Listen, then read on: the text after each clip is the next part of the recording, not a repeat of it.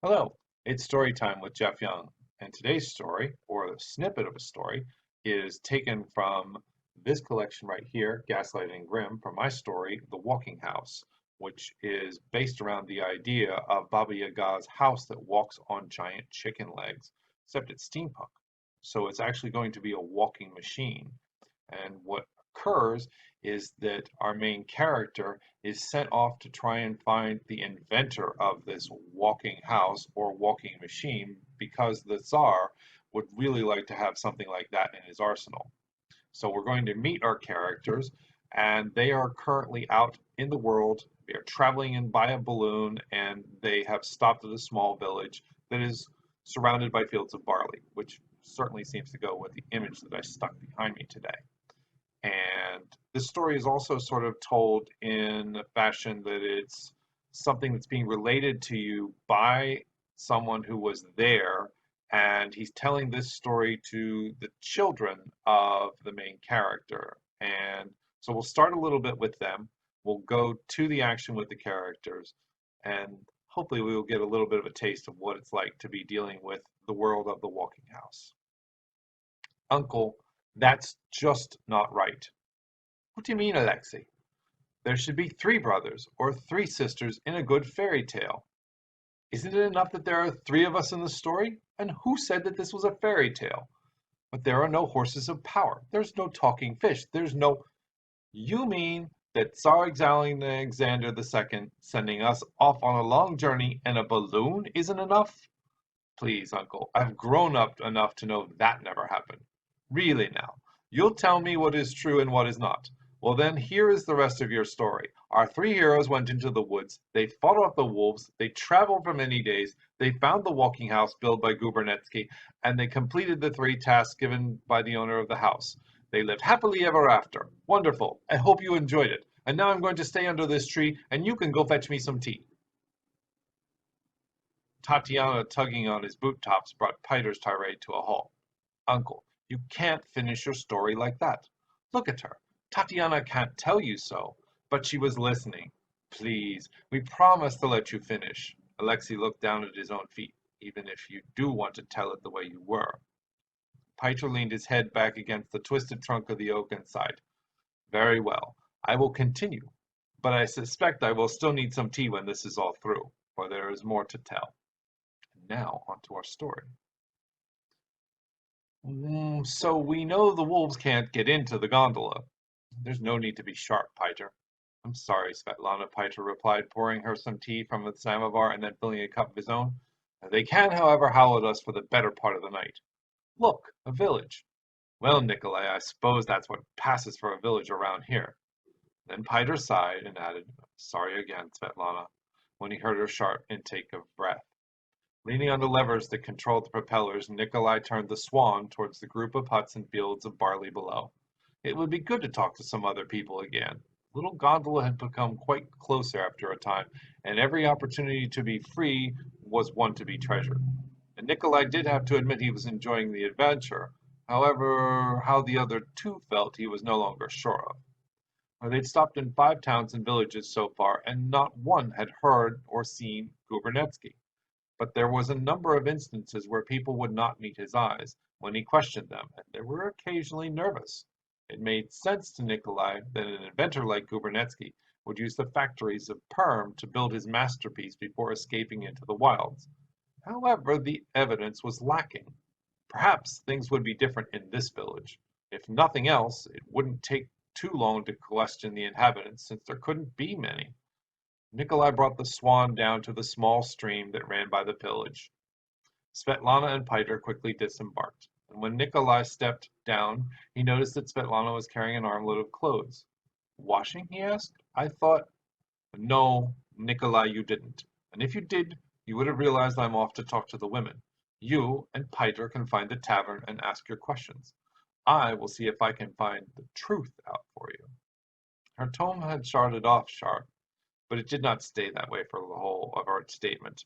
Nikolai found himself watching her move through the grass, the stalks swaying much the way her hips did as she went. And Svetlana's jet black hair was a stark contrast against the fields of barley. It took him a moment to realize that Piter was talking to him. The mind of a woman is like the wind in summer. And then the other man turned away and walked towards the huts of the village, whistling tunelessly as he went. The men in the tavern talked about the weather, the number of eggs their hens had hatched, and when the barley would be ready, and the last time they'd hunted, the strange number of trees that had fallen over recently, and anything at all except inventors who visited their village. A few hours later, sitting on the woodpile outside of the tavern, Nikolai was a good less happy. We are getting nowhere. No, replied Piter, who had been enjoying just about everything and anything put in front of him. We are well and truly far from Moscow. We've done that well. Nikolai looked down at the cup of Vass before that he was making last. The moon was reflected in there, and for a moment there was a strange shadow at his shoulder. When he turned about, only the woodpile loomed behind him. Piter's hand fell on his shoulder roughly. What? Give me your cup and be quiet. Nicholas handed over the vase and watched as his friend picked up a dried leaf from the ground, and since the edges were curled up, it acted as a makeshift glass when Piter poured some of the vase into its center. Then he very carefully set the leaf down at the edge of the woodpile and stumbled backward to fall down next to Nikolai. Rescuing his cup, Nikolai started to ask Piter what he was about when he noticed a long, skinny arm reach out from the woodpile. The limb was covered in gray matted hair. The rest of the creature slowly came into sight as it settled itself on its haunches in front of the leaf. For a brief moment its head spun around as if it were an owl, and two large yellow eyes, which were mostly pupils, stared at him from amongst the hair that covered the little fellow's body. Then it picked up the leaf and proceeded to sip delicately at the vase. Picture, Piter hissed, his hand outstretched. What? Don't be stupid. Give me Gubernetsky's picture. Nikolai was stunned enough that he did not argue. He pulled out the drawing and unfolded it. He watched as Piter struggled to lean forward and place it on the ground without sliding off into the woodpile and onto his own face. The little mannequin put down the leaf for a moment. It picked up the paper and it turned it all about, staring at it from all angles. And then dipping a finger into the vase, it huddled over the uneven wooden floor and started to draw in the dried mud that was on the planks. First it drew a circle, and then a dot within the circle, and finally lines radiating out from the center. Both men sat there staring at the image, recognition not settling in until Piter muttered, "Wagon wheel?" And then he jerked himself to his feet and pulling Nikolai along. Piter leaned down and scooped up Gubernetsky's picture, which the mannequin had dropped in favor of its vase. He shoved the image into Nikolai's hands and snatched away the glass of vase. Turning back, he placed the cup in front of the creature. Bowing, Piter said, "Thank you, old father. Enjoy your cup, and may your house always be safe and warm." And then Piter was spinning about again to grasp Nikolai's arm and pull him away. "Where are we going?" asked Nikolai. "To find the man with the wagon, because he's the one that knows where Gubernetsky is. If you think about it, it makes sense. If your inventor made it this far, and then someone carted along all of his wares." "What was that?" Piter came to a halt, turning to Nikolai. "Were you raised in a hole? That was the house's domovoi." Nikolai crossed his arms, staring hard at Piter. "No. Before a word passes your lips about how much I have drunk, this has nothing to do with it. That was the guardian of the house. Surely you've heard of such things before." Piter shook his head as if in disbelief. "Heard of and discounted. Shared my vase with, no. Nikolai, we are very, very far from the safe little place you grew up in. The world works differently out here, and just because your science doesn't explain it, something can still hurt or help you. So open your mind, your eyes, and be a little cautious. After all, the Grey Father didn't want to believe in, just gave you your first clue to finding Gubernetsky." Sighing, Nikolai shook his head. "When I see proof." "What more proof do you need than the domovoi you just saw? You've heard the wolves at night. Do you need to have one bite your hand off to believe in them? Come, let's find Svetlana and see if the women know where the man with the wagon is now." Nikolai allowed himself to be led off as Piter continued. "That was just perfect. I need to sit down and write all of this down before I forget it. Absolutely amazing." "It's just all one big adventure to you, isn't it?" Nikolai huffed, looking away across the barley fields as the late day sun cast shadows from the swan. "If it wasn't worth the trip, and I certainly wouldn't be writing about it." Piter came around the balloon and nearly ran headlong into Svetlana, who was draping their laundry over the rails of the gondola. "We need to find the man," he started, shaking his finger at her. "Who is the wagon owner, right?" she finished for him while tossing a pair of his trousers over the iron railing. Piter drew back briefly, his mouth hanging open. "Yes," Nikolai said, "so we've heard." "Good. Put these few things over the rail there." Nikolai found himself draping his shirts over the rail and then fumbling as he tried to do the same thing with one of Svetlana's underskirts. "Shouldn't we," he began. "Be talking to him?" Svetlana concluded his thought, and tossing the last pair of pants over the rail, turning to point at a wagon approaching from the village. "Yes, the women told me as we washed. It's nearly sundown. He's coming home." And so they strode out to meet the man as he drove his wagon up to the village. At first, his sun-beaten face was all smiles as he pushed his long mustaches into some semblance of order. And then whenever Nikolai showed him the picture and asked of Gubernatsky, his countenance drew up tight. He shook his head abruptly, turning away his face. But Piter was not deterred.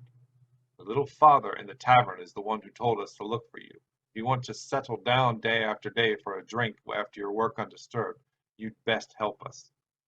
And now the wagon owner's shoulders slumped, and he shook his head. "You cannot know who I have promised. No, I will not say." And Svetlana stepped forward and gestured for the man to lean down.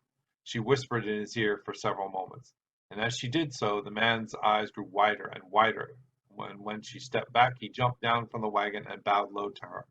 And then in a rush of words, he told them how he had been hired to gather wagons from the surrounding villages several years ago and drive down to the river Kama, and where they had picked up a cargo, and the very man that Nikolai's picture described. This little village was where the man came to, bought all of the wagons, and drove off down the road that led further into the woods. And the wagon driver was indebted to the stranger because now he had this nice new wagon bought with his payment for service. And taking off his hat, he bowed to all of them again, and then climbed into his seat to drive off. And watching the wagon roll away, Piter turned to Svetlana. "But his promise to Gubernatsky isn't what kept him silent, is it?" She regarded him darkly for a moment, and then turned away to shake out some of the wrinkles from the drying clothes. "What was that all about?" asked Nikolai. "Something I am certain we should let be for the moment. Come, it's getting dark. Let's stoke the fire in the stove. Tomorrow is a better day for answer. The morning is wiser than the evening." So that was a little snippet from The Walking House, which you can find in the anthology Gaslight and Grimm, provided by eSpec Books. If you haven't tried an eSpec book recently, I highly recommend you do. There's a lot of great authors out there, and there's a wonderful amount of anthologies that are available. Right now, they've got some really good prices on them, too. So, thanks for joining me for Storytime.